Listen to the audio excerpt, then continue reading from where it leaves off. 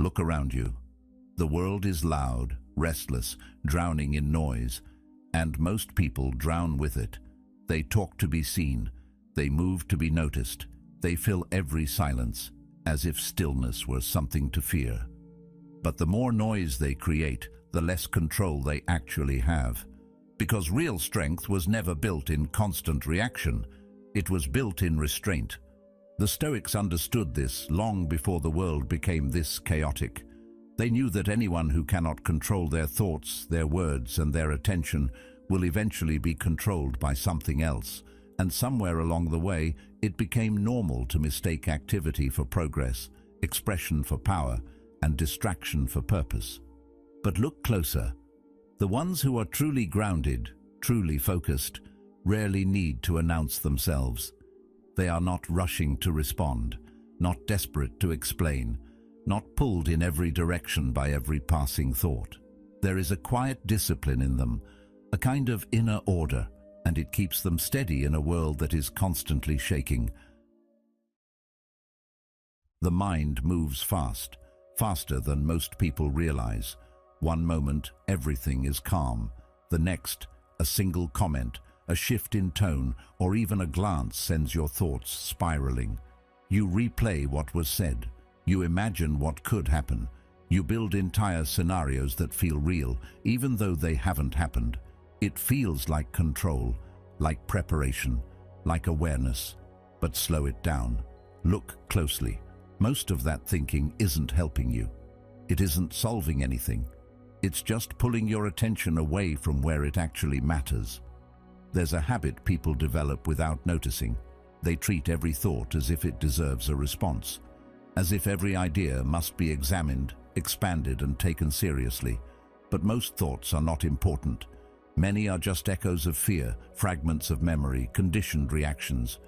And yet people hold on to them, analyze them, give them weight they were never meant to carry. That's where the exhaustion begins. Not from doing too much, but from thinking about too much that doesn't matter.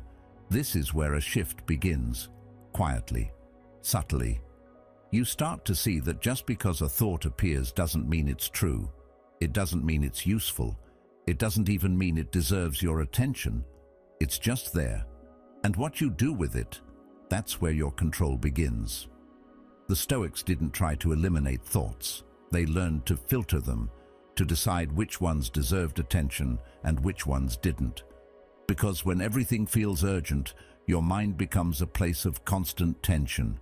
You're always reacting, always adjusting, always trying to stay ahead of something that isn't even real.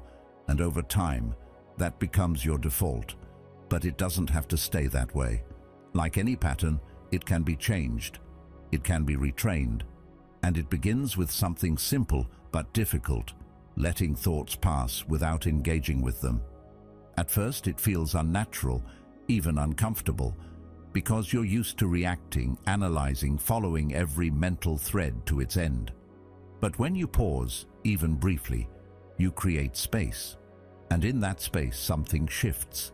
The urgency fades, the noise quiets, and what's left is something far more useful than constant thinking: clarity. Clarity doesn't come from adding more thoughts. It comes from removing the unnecessary ones. From recognizing that most of what passes through your mind doesn't need to be solved, fixed, or even understood.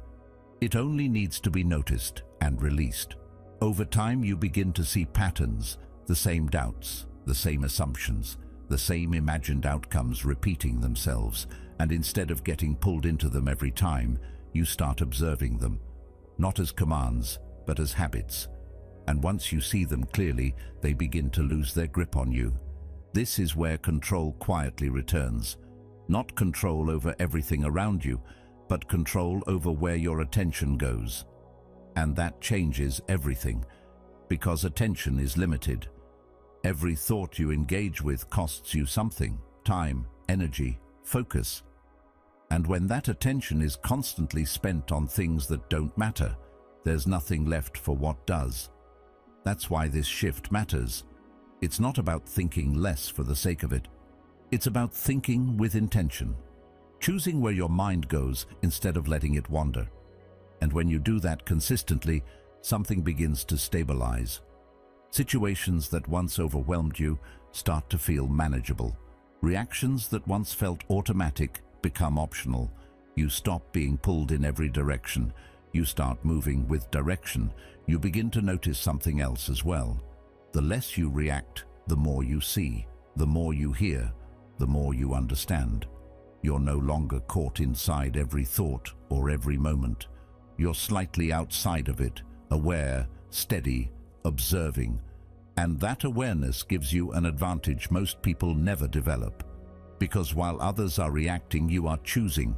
While others are overwhelmed, you are clear. And that clarity doesn't come from doing more. It comes from doing less, but doing it with precision. That is the difference. Quiet, but powerful.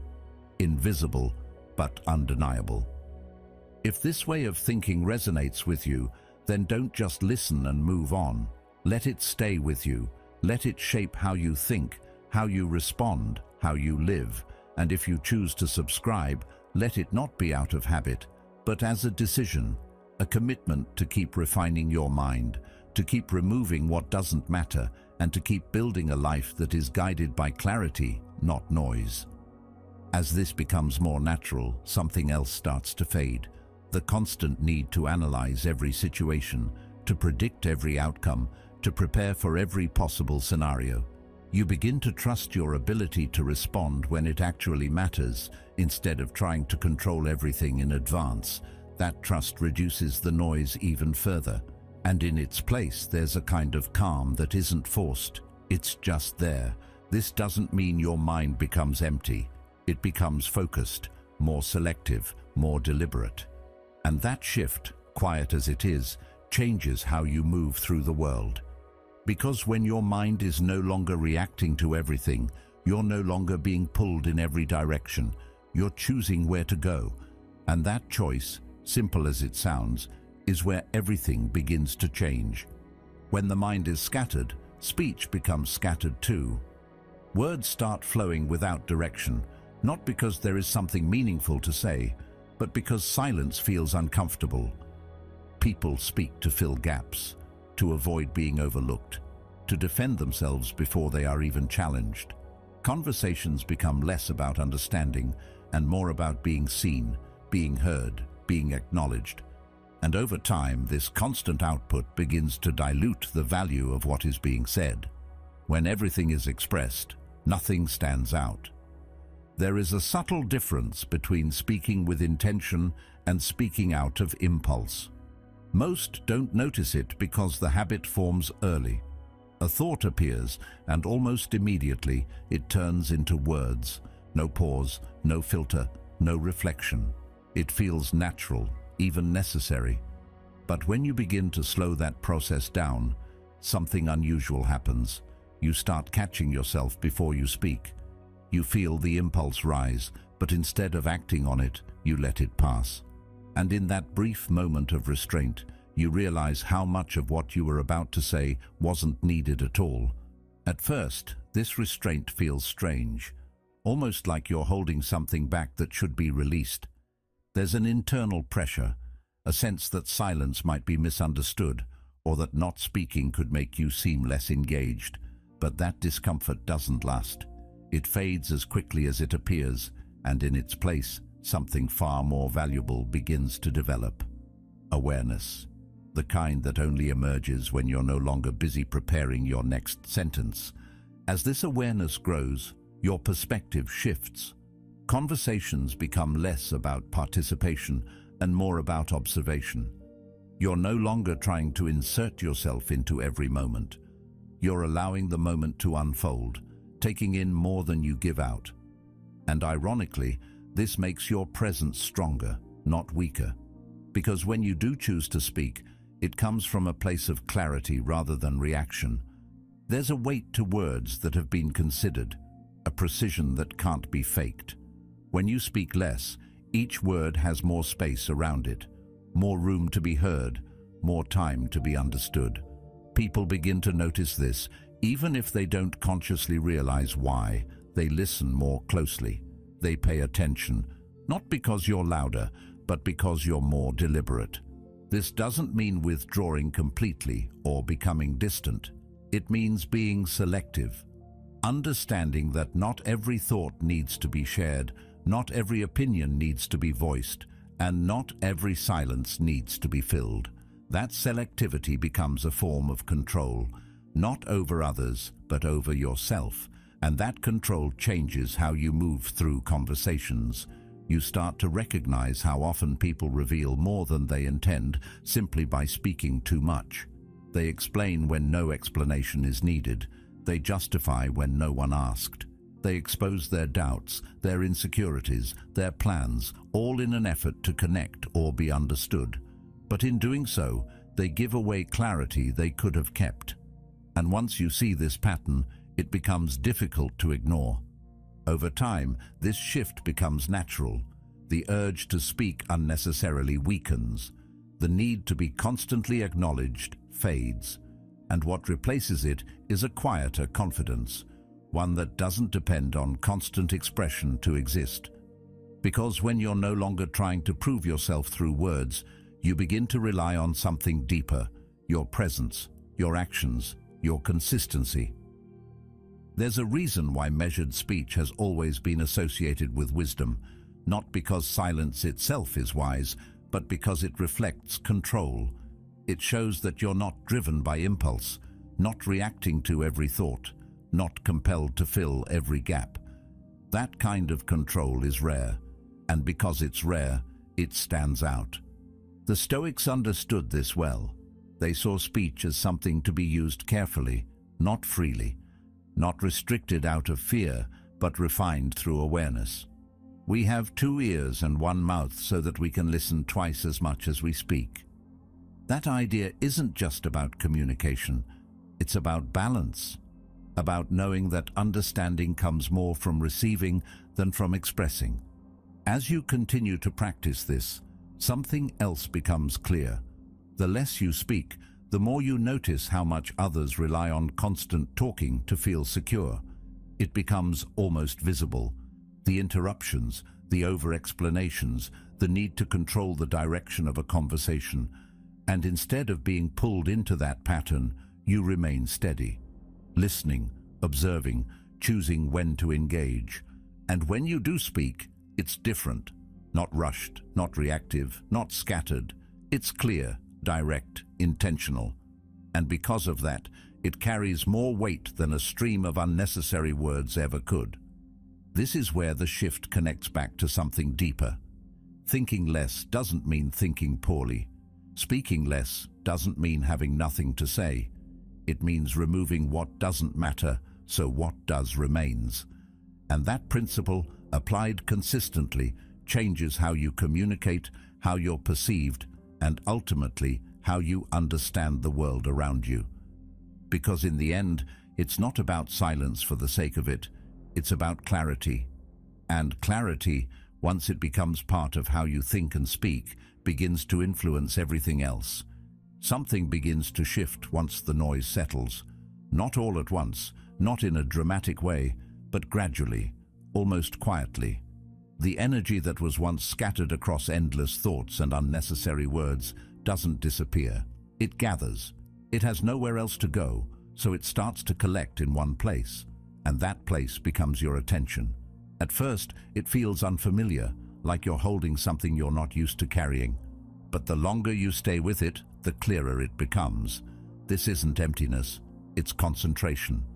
As Marcus Aurelius wrote, "The happiness of your life depends upon the quality of your thoughts." Most people never experience this fully because their attention is constantly pulled in different directions. A little here, a little there. One idea followed by another, one distraction layered on top of the next. It creates the illusion of movement, but not real progress. Because when your focus is divided, your effort is divided. And when your effort is divided, nothing gets the depth it needs to grow. It's not a lack of ability that holds most people back. It's the absence of sustained attention. That realization can be uncomfortable. It challenges a common belief that doing more leads to becoming more. But in reality, it often leads to the opposite. More tasks, more ideas, more directions, each one taking a piece of your energy until there's not enough left to do anything well. And over time, that scattered approach becomes a habit. You start something, then move to something else before it's complete.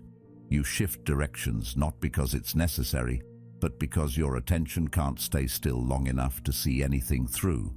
When that pattern is interrupted, even slightly, the difference becomes noticeable. You choose one thing and stay with it. Not because it's easy, but because you've decided it matters. And that decision changes how you approach it. You're no longer rushing or dividing your attention.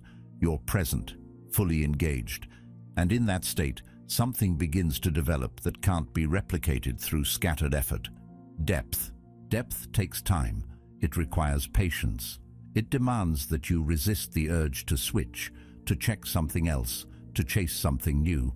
And that resistance is where most people struggle, not because they don't understand the importance of focus, but because they're not used to maintaining it.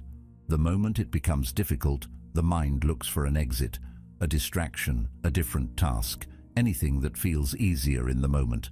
But every time you give in to that impulse, you reinforce the habit of inconsistency. Staying with one thing, especially when it becomes challenging, starts to reshape that habit. It builds a different kind of discipline, not loud or visible, but steady, the kind that doesn't rely on motivation to function. It's not about feeling ready or inspired. It's about continuing because you've chosen to continue. And that choice, repeated over time, creates momentum. As that momentum builds, your relationship with work begins to change. Tasks that once felt overwhelming become manageable, not because they've changed, but because your approach has. You're no longer splitting your attention between multiple things. You're giving one thing the space it needs to develop. And in doing so, you begin to see results that weren't possible before. There's a clarity that comes with this kind of focus, a sense of direction that replaces the constant uncertainty of scattered effort. You know what you're working toward, and more importantly, you're actually moving toward it, not in bursts of activity followed by long periods of distraction, but in consistent, deliberate steps. That consistency is what most people underestimate. They look for dramatic changes, quick results, visible progress, but real development happens quietly, through repeated attention to the same thing over time. This is where the deeper shift takes place. Focus stops feeling like something you have to force and starts becoming something you rely on. It becomes part of how you think, how you act, how you make decisions. Instead of asking what feels easiest or most appealing in the moment, you begin to ask what aligns with your direction. And that question filters out a lot of unnecessary options. You become more selective, not out of limitation, but out of clarity. You start to understand that every choice has a cost, especially when it comes to attention. Saying yes to one thing often means saying no to another, and once you see that clearly, you begin to choose more carefully. Not everything deserves your time, your energy, or your focus. This kind of selectivity can feel restrictive at first, like you're closing yourself off from possibilities, but in reality, you're creating the conditions for something meaningful to grow. Because when your attention is concentrated, it has power. It can build, develop, and refine something over time, and that's what leads to real progress. There's a quiet strength in this approach. It doesn't seek attention or recognition. It doesn't need to, because the results speak for themselves. Not immediately, not dramatically, but steadily. And that steadiness is what separates those who move forward from those who remain in the same place, repeating the same patterns. The Stoic perspective reinforces this in a simple but powerful way. Focus is not about controlling everything around you. It's about directing what's within you. If a person gave away your body to some passerby, you'd be furious, yet you hand over your mind to anyone who comes along. That idea points to something most people overlook. Attention is one of the most valuable things you have, and it's often given away without thought. When you begin to protect it, to direct it intentionally, everything changes. Not all at once, but gradually, in ways that compound over time. You start to see progress where there was none before. You start to feel control where there was once distraction. And most importantly, you begin to move with purpose instead of reacting to whatever comes your way. That's the difference. Not talent, not luck, not even opportunity. Direction. Sustained attention applied to something that matters. And once that becomes part of how you operate, the need to constantly look elsewhere begins to fade. Because you're no longer searching, you're building. There comes a point where controlling your thoughts and your words is no longer the hardest part. Something deeper steps in, something more persistent. Emotions. Not the quiet kind that pass without notice, but the ones that rise quickly and demand action. Anger that pushes you to respond immediately. Insecurity that urges you to explain yourself. Doubt that whispers until it becomes loud enough to interrupt everything else. This is where things stop being theoretical, because it's easy to talk about calm when nothing is testing you. It's much harder to remain steady when something hits directly. Emotions are powerful, but they are also temporary. They rise, they peak, and then they fade. But in the moment, they don't feel temporary. They feel urgent. They create a sense that something must be done right now.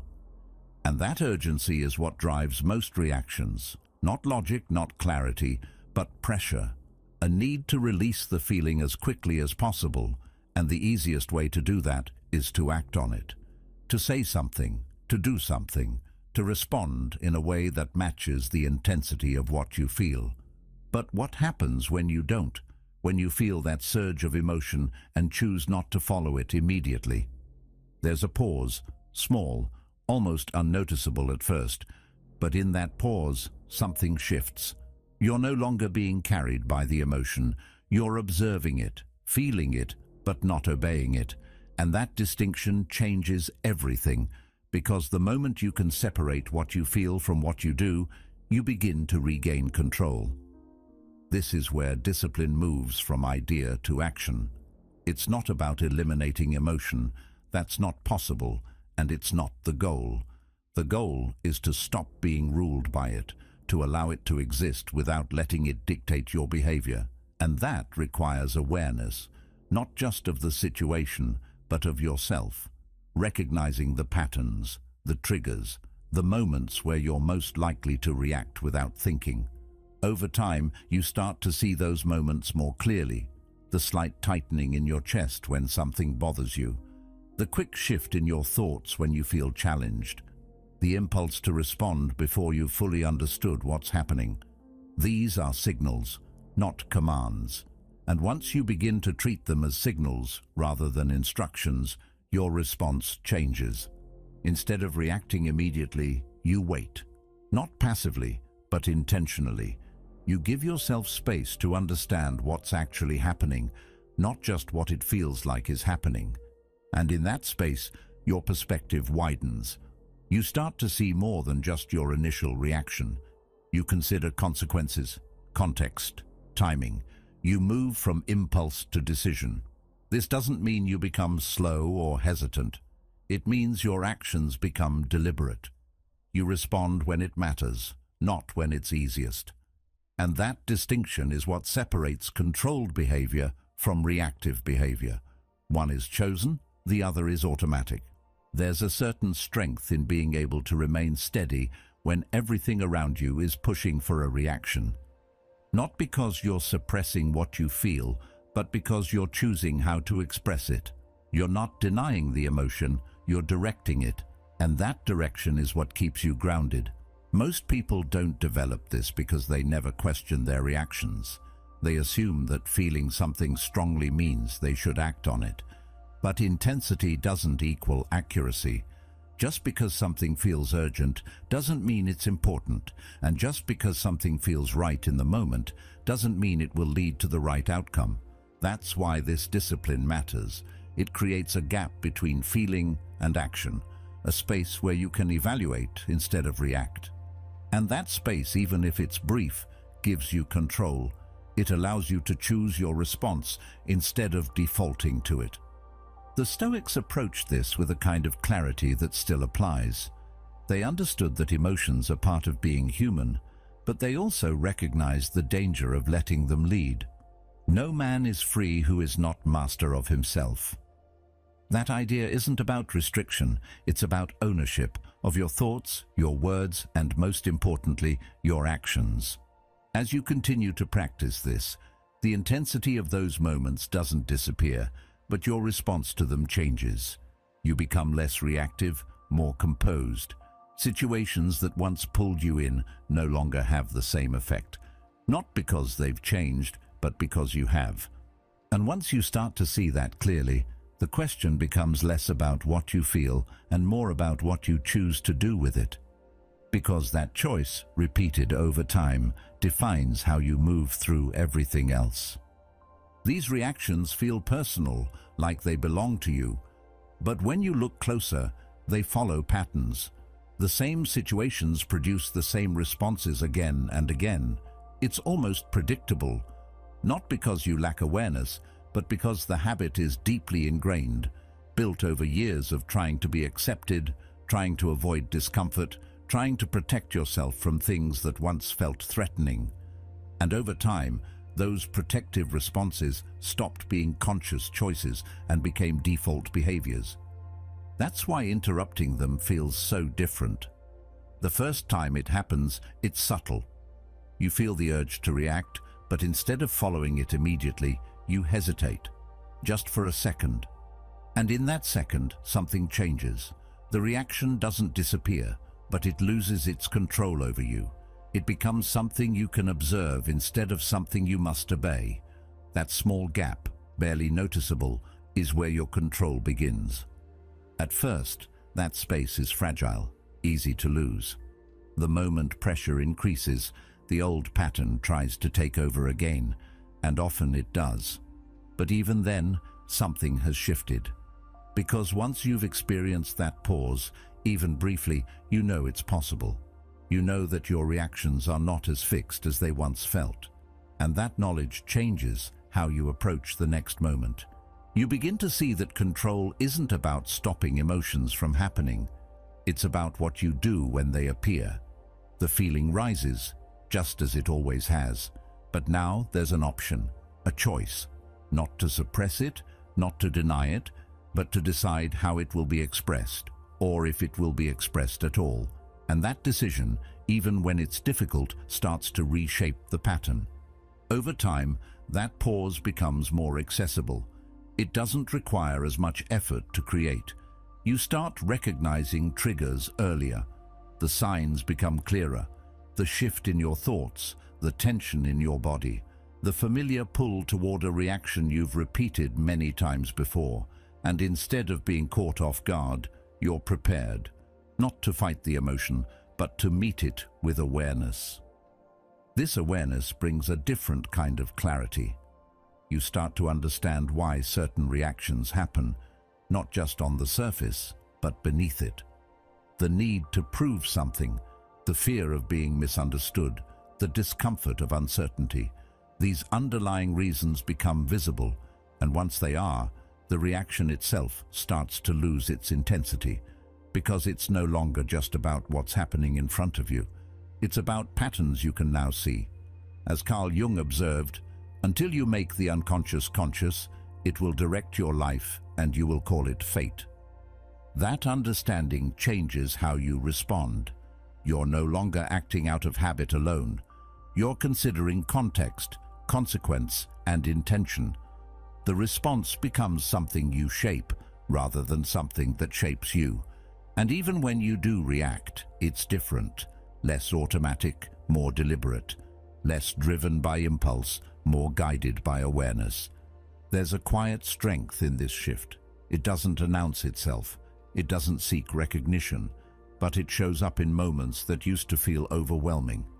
Situations that once triggered immediate reactions now unfold differently. Not because they've changed, but because your relationship to them has changed. You're no longer caught inside the reaction. you're standing slightly outside it with the ability to choose. This is where real discipline begins to take form, not as something rigid or forced, but as something steady, consistent, built through repeated moments of awareness and choice. Each time you create that space, no matter how small, you reinforce a new pattern, one that prioritizes control over impulse, clarity over reaction, and slowly that new pattern starts to replace the old one.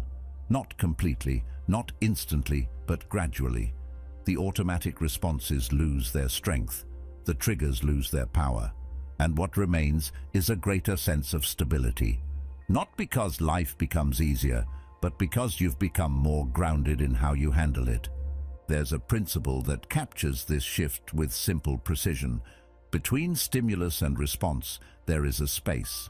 In that space is our power to choose our response.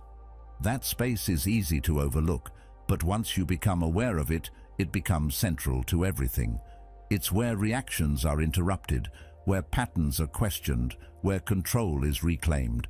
As this awareness deepens, something else becomes clear. You're not trying to eliminate emotion. You're learning to live alongside it without being directed by it. Anger can exist without turning into conflict. Doubt can exist without turning into hesitation. Insecurity can exist without turning into over-explanation.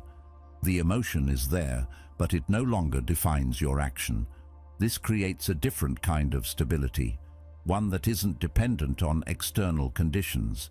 You don't need everything to go your way to feel in control. You don't need others to behave a certain way to remain steady. Because your control isn't based on what happens, it's based on how you respond. And that response, shaped over time through awareness and repetition, becomes part of who you are. Not something you have to think about constantly, but something that operates naturally.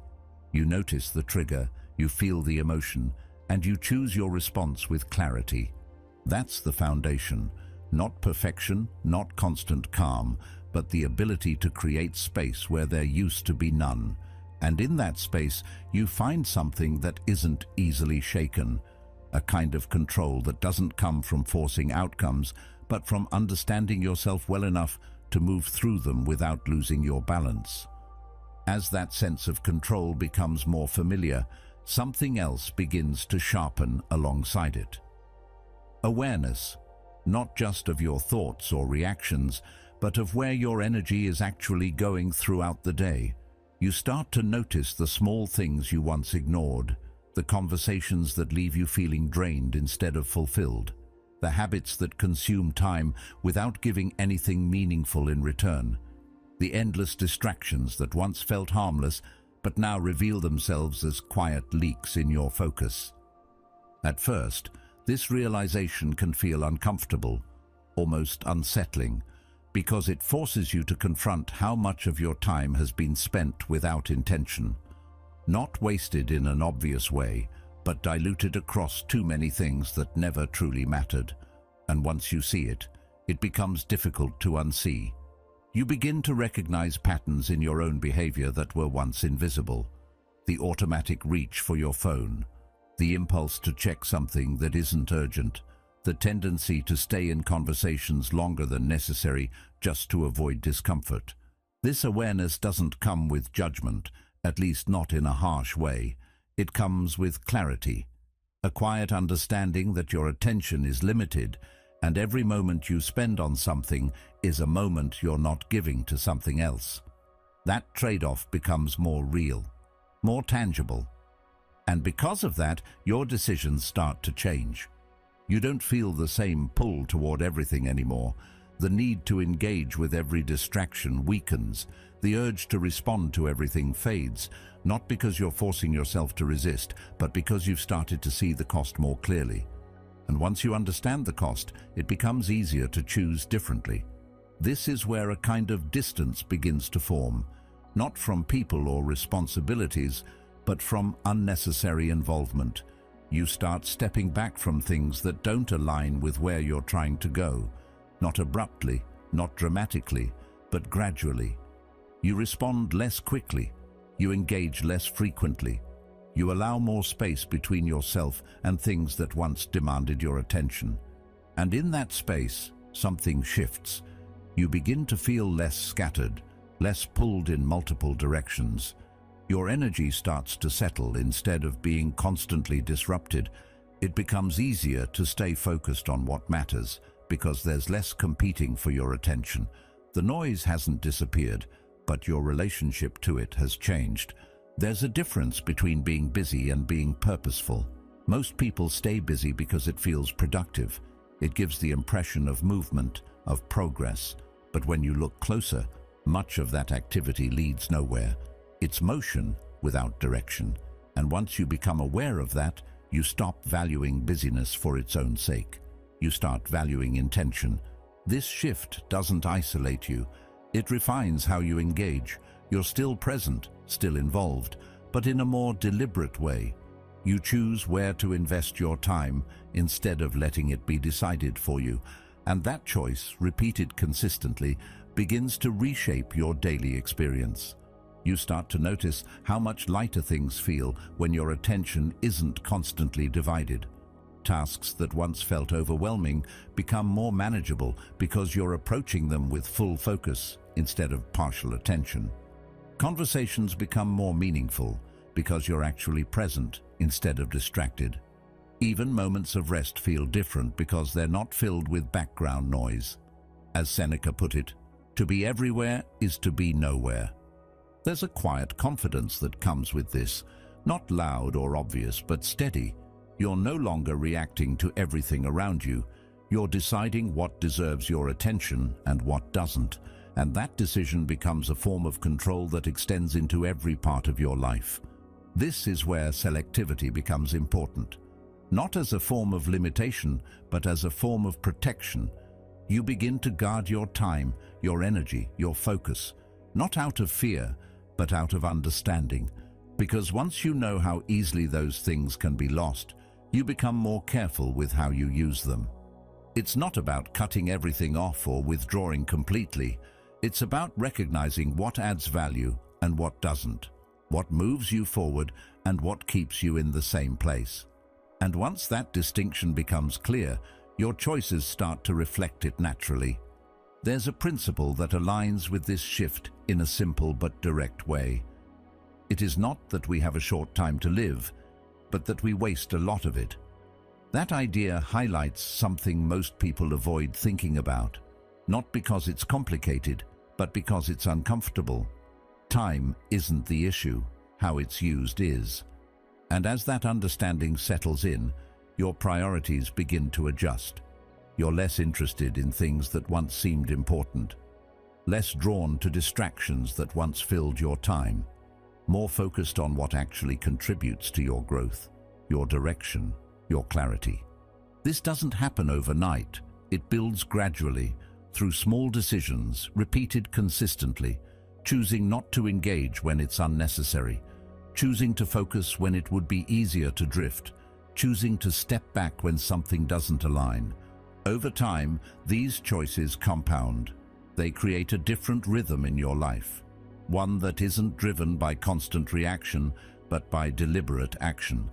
And that rhythm makes everything else more stable, because when your energy is no longer scattered, when your attention is no longer divided, you start to experience a different kind of progress. Not rushed, not forced, but steady. And that steadiness allows you to build something that lasts. This is where everything begins to connect. Thinking less reduces the noise. Speaking less reduces the distractions. And becoming selective with your energy ensures that what remains is directed towards something meaningful. And once you reach that point, pulling back no longer feels like loss. It feels like alignment. As you continue to pull your attention away from what doesn't matter, something unexpected begins to take shape. It's not loud, it doesn't demand recognition, but it's there, steady and undeniable. The less available you become to everything, the more present you become in the things that actually deserve your energy. Your attention is no longer stretched thin across dozens of directions. It's gathered, grounded, and directed. And because of that, your actions begin to change. You move with more intention, not rushed, not scattered, not reactive. There's a pause before decisions, not out of hesitation, but out of clarity. You're no longer saying yes to everything that appears in front of you. You're choosing. And that choice creates a kind of precision in how you move through your day. Things that once felt urgent no longer have the same pull. Distractions lose their appeal, and what remains begins to stand out more clearly. This shift is subtle at first, but it becomes more noticeable over time. You stop chasing every opportunity that comes your way, not because you lack ambition, but because you understand that not every opportunity is worth your focus. There's a difference between movement and direction, and once you recognize that, your priorities begin to align differently. You're not trying to do everything anymore, you're trying to do the right things. That difference changes how you approach everything. Tasks become more deliberate, conversations become more meaningful. Even your time alone feels different, not like something to fill, but something to use. And because your attention is no longer divided, you begin to see progress in areas that once felt stagnant, not because you're working harder, but because you're working with more clarity. There's a certain calm that comes with this, not the absence of activity, but the absence of unnecessary activity. You're still engaged, still moving, still building, but there's no rush behind it, no constant need to prove something or keep up with everything. You're moving at your own pace, guided by your own direction, and that pace, steady and consistent, allows you to go deeper instead of just moving faster. As this becomes your default, something else begins to change. The way others perceive you. Not in a dramatic way, but in small, noticeable shifts. People start to listen more when you speak. They pay closer attention to what you do. Not because you're demanding it, but because your presence carries a different kind of weight.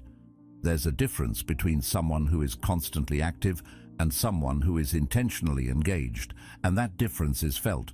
You don't need to explain yourself as much.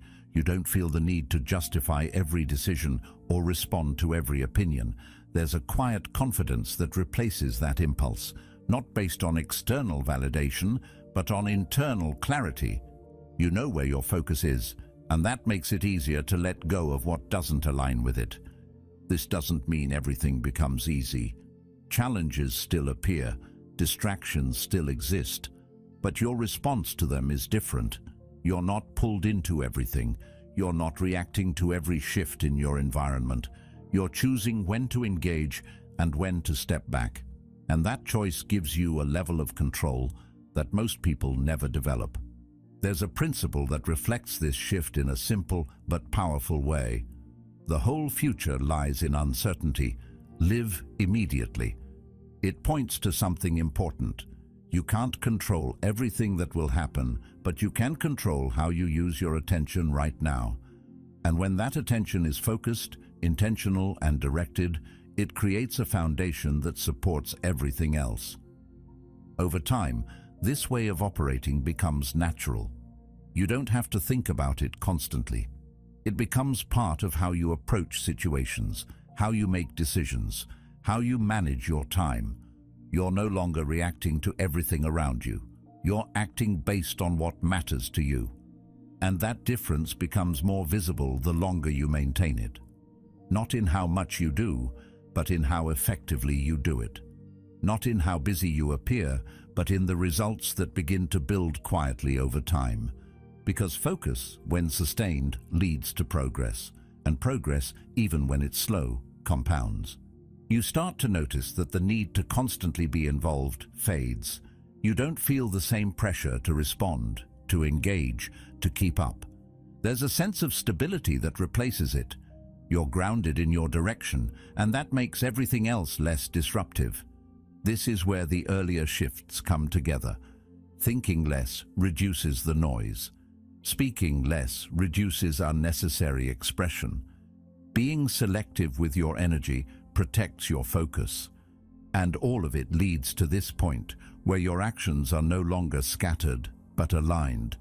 And when that alignment becomes consistent, it changes how everything feels. Work becomes more meaningful, time becomes more valuable, decisions become clearer, not because the world has simplified, but because your approach to it has. There's a quiet strength in this way of moving. It doesn't need attention, it doesn't seek validation, it simply operates, steady, deliberate, focused. And over time, that consistency builds something that doesn't rely on external factors to exist. Because when you stop trying to be everywhere, when you stop reacting to everything, you create space for something more important: presence. And that presence, directed toward what truly matters, becomes the foundation for everything that follows. At some point, without a clear line marking the change, everything begins to come together. Not as separate habits you have to remember, but as a way of operating that feels consistent and natural. You notice it in how you think. There is less noise, fewer unnecessary loops, fewer thoughts competing for your attention, and yet what remains feels sharper, more useful. You are not thinking less because you are avoiding thought, but because you are no longer entertaining what adds no value.